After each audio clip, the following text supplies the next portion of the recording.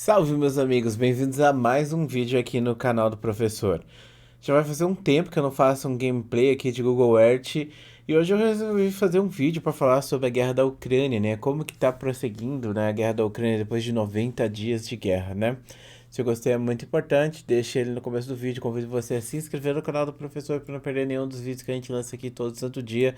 Acabei de acordar, tô meio gripado ainda, então vamos lá falar um pouco sobre o que está acontecendo na Ucrânia, né? Bom, como vocês sabem muito bem, né? A Rússia ela invadiu a Ucrânia aí há alguns meses atrás e ela fez uma invasão muito rápida, né? Eles tentaram fazer um blitzkrieg. Por quê? O que seria um blitzkrieg na verdade? Blitzkrieg é uma guerra relâmpago, não é um tipo de estratégia que envolve grandes avanços para desmoralizar o exército adversário e o objetivo da Rússia era fazer o seguinte: pegar as regiões separatistas da Ucrânia, que no caso Donetsk e Luhansk, né? Essas duas partes especificamente aqui, elas são partes que eram mais pró-Rússia, queriam fazer uma separação, né? Queriam independência. E a Rússia, né, resolveu apoiar essas regiões, ao mesmo tempo, né, que pelo Belarus, né, ou para Bielorrússia, através da Bielorrússia invadir, né, a Ucrânia. Então eles pegaram, invadiram por cima, invadiram por cá. Eles tentaram pegar Kiev e o objetivo da Rússia era pegar, derrotar a Ucrânia, destruindo logo o governo de cara.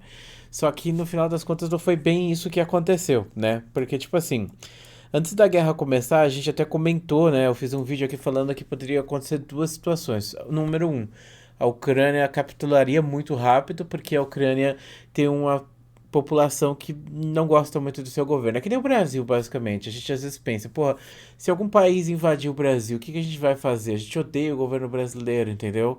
Então, será que a gente lutaria por esse governo?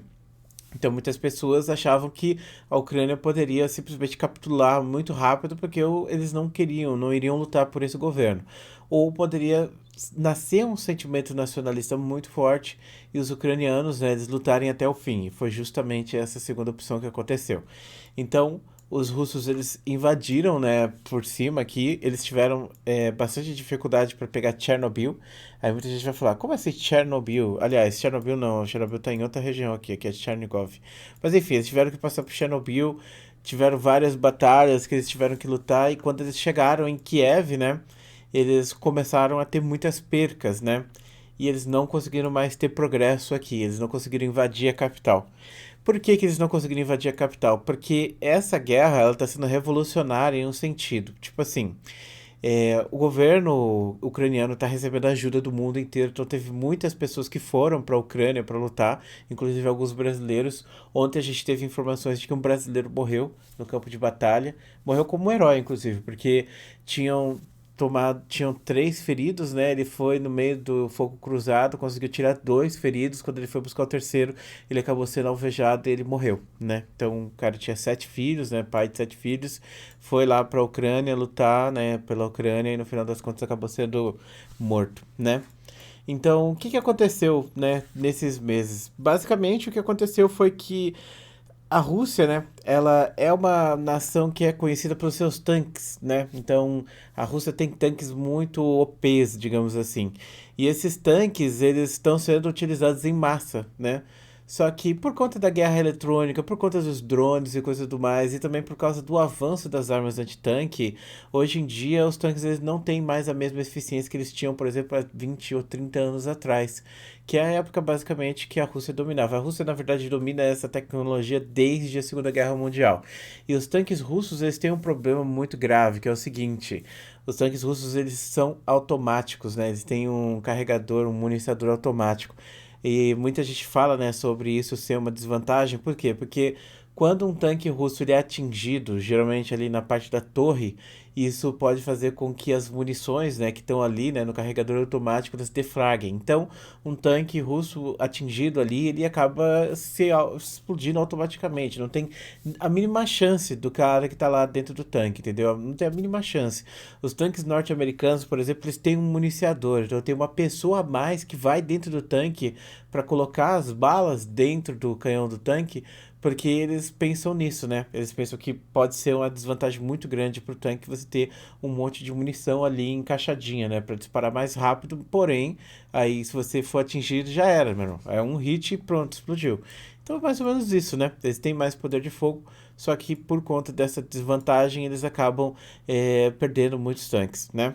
E no caso, agora, com esses milhares de armamentos aí que a Ucrânia está recebendo, antitanque, coisas do tipo, os tanques russos não estão podendo é, passar direito. Inclusive, muitas coisas antiaéreas também, né? Então, basicamente, a guerra da Ucrânia está sendo uma guerra feita apenas por artilharia ou por tropas terrestres. Não tem muitos aviões fazendo ataques e também não tem muitos.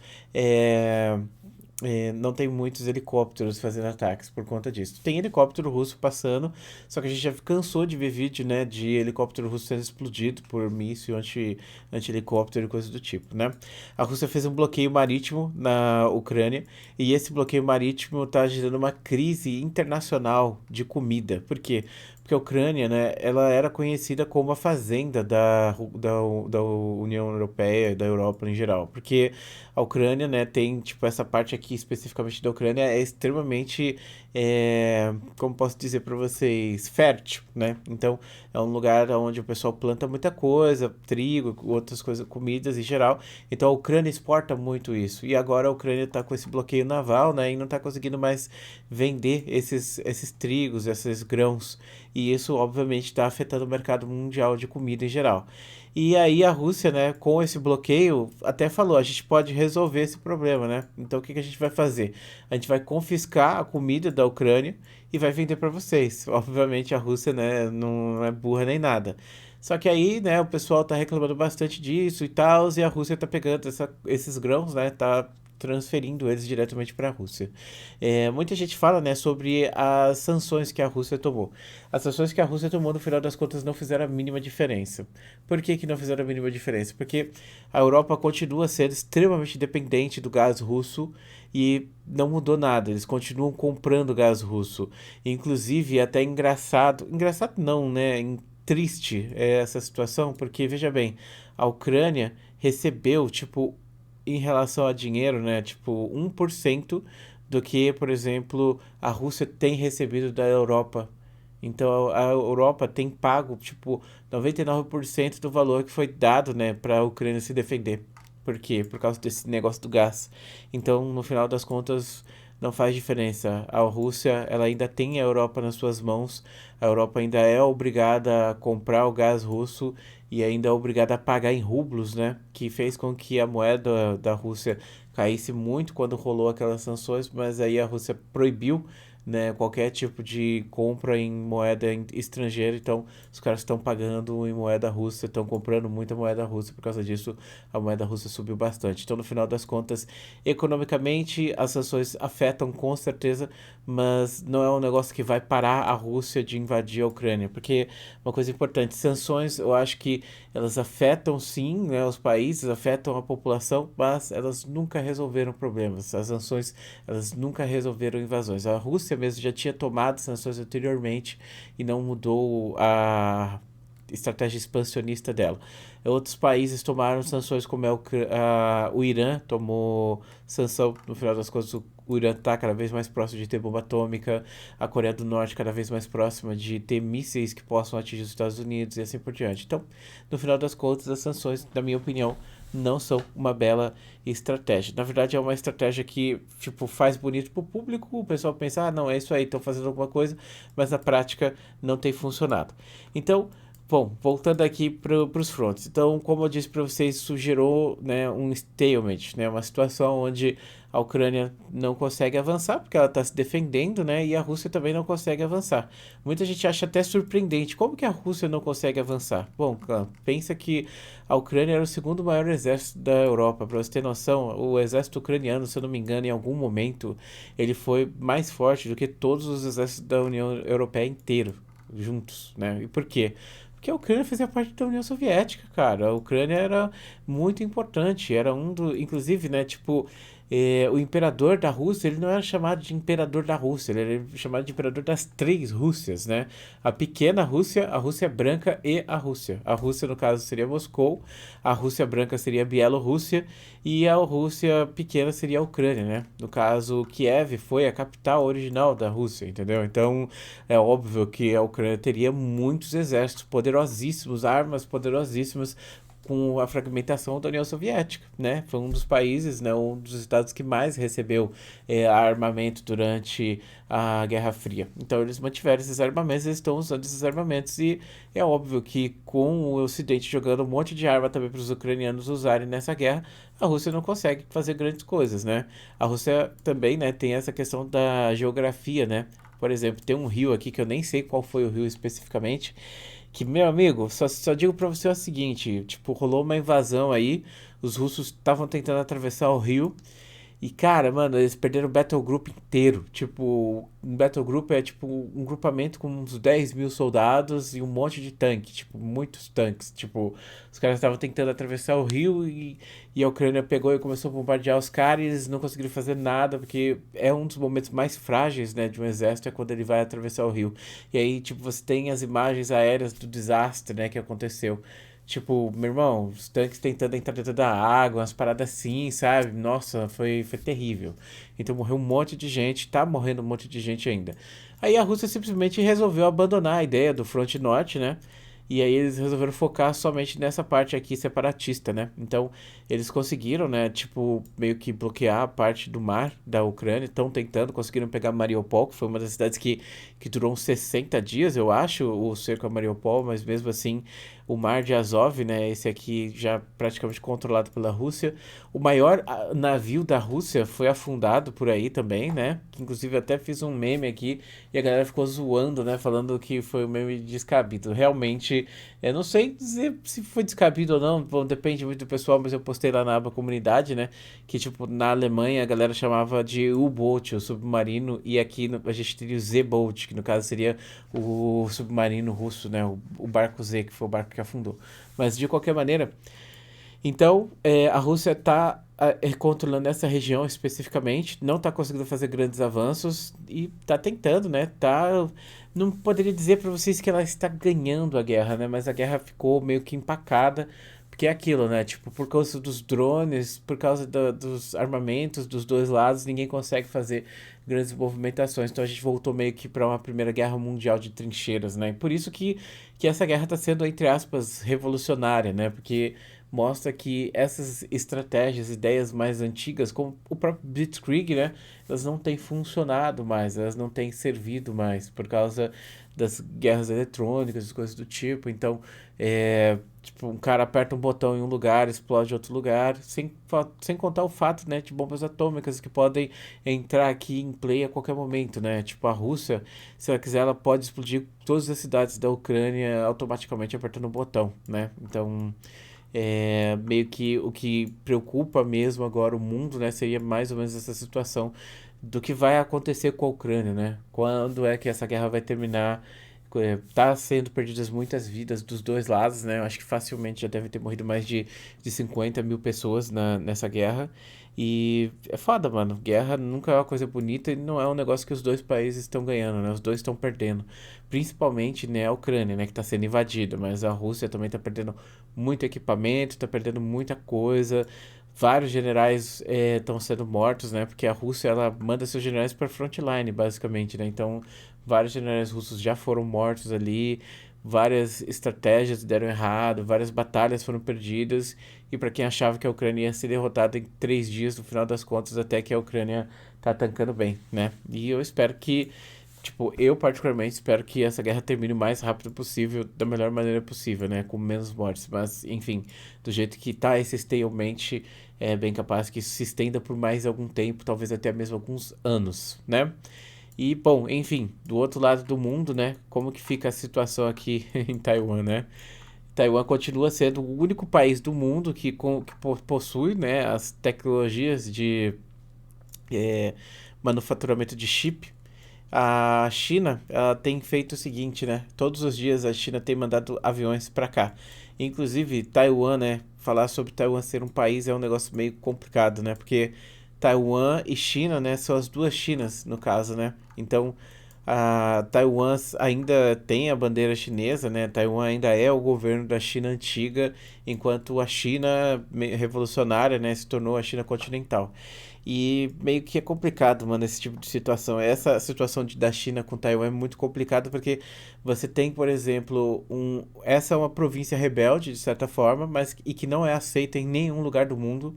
Por mais que as pessoas falem, ah, Taiwan é um país, Taiwan não é considerado um país, Taiwan é considerado uma província rebelde. Alguns países fazem negócios com Taiwan e eles fazem na surdina, né? Tipo, não oficialmente. Tanto que tem, tipo, vários consulados de Taiwan em vários países, se eu não me engano, tem no Brasil também, ou não, sei lá.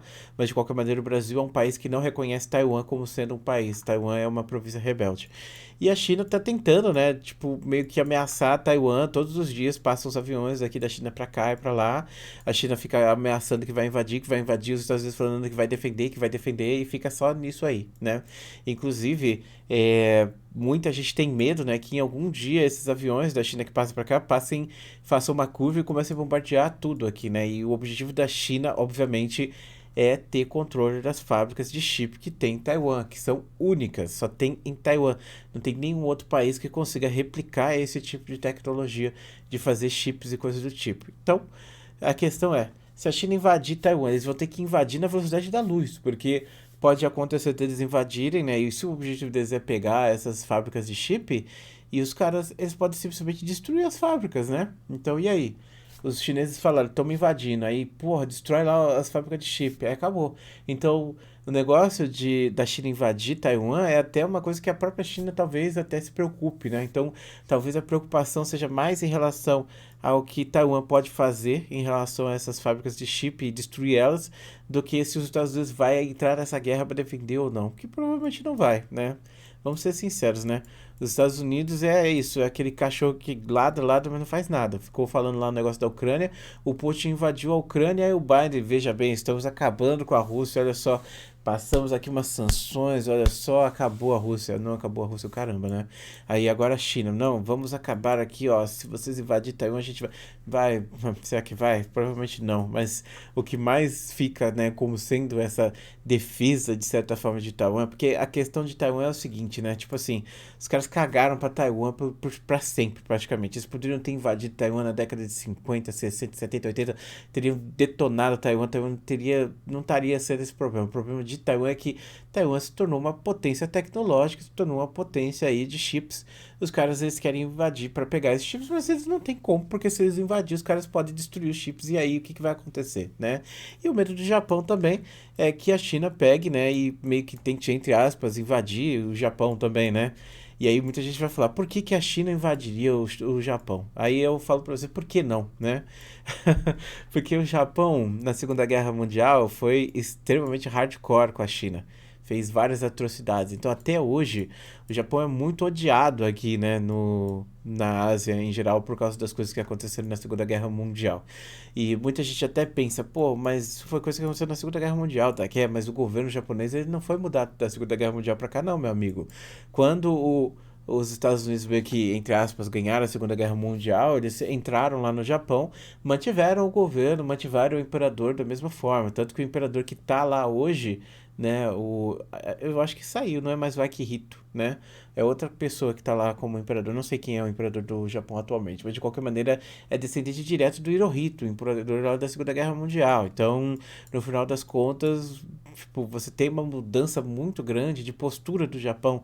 O Japão é uma nação muito mais pacifista hoje em dia em comparação ao que era o Japão na época da Segunda Guerra Mundial. Mas esses países ainda têm muita treta, muito ódio em relação ao Japão por conta dessas coisas. Tanto a Coreia em geral, tanto do Sul quanto do Norte, quanto a China, quanto Taiwan e outros países em geral.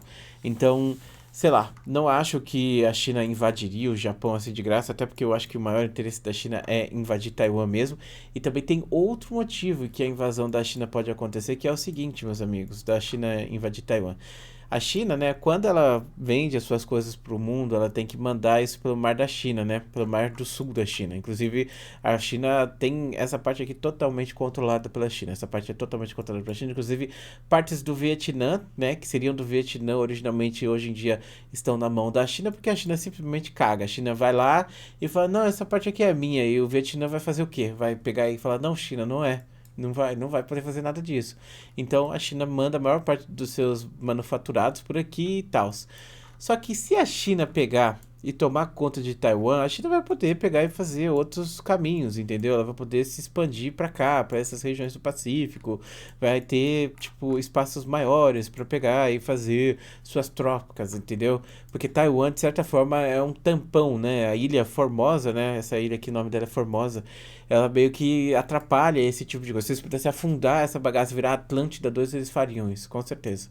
Porque aí eles poderiam pegar os barquinhos deles e passar e ir pro meio do mar e aí fazer um monte de troca, que é o que a China quer, né? A China quer ser uma nação comercial, né? Inclusive, interessante pensar que a China, né, ao contrário dos Estados Unidos, que é super militarista, né, conseguiu, através somente do mercado, das compras, das vendas, por mais irônico que seja, porque é um país comunista, meio que dominar o mundo de forma totalmente pacífica, né? Porque a China tem um exército gigantesco, a China tem um monte de arma lá também, mas a China não é um país, por exemplo, que nem os Estados Unidos, que está em guerra com todo mundo ao mesmo tempo, bombardeando vários lugares do mundo ao mesmo tempo, sabe?